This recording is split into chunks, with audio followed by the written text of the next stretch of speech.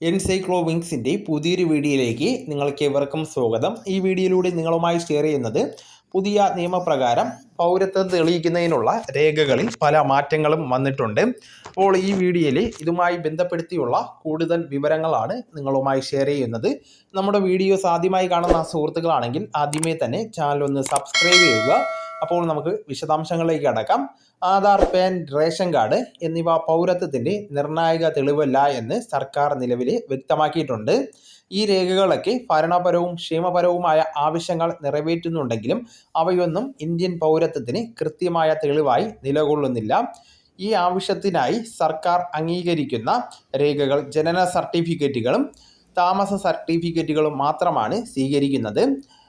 Unique identification authority of ഇന്ത്യയുടെ ആധാർ കാർഡിനെ തിരിച്ചറിയൽ രേഖയായും താമസ രേഖയായും കണക്കാക്കുന്നുണ്ട്, പക്ഷേ പൗരത്വ രേഖയായി കണക്കാക്കുന്നില്ല. പാൻ, റേഷൻ കാർഡുകൾക്കും ഇത് ബാധകമാണ്. പാൻ കാർഡുകൾ നികുതി ആവശ്യങ്ങൾക്കായി ഉപയോഗിക്കുന്നു. റേഷൻ കാർഡുകൾ ഭക്ഷണ വിതരണത്തിനായി ഉപയോഗിക്കുന്നു.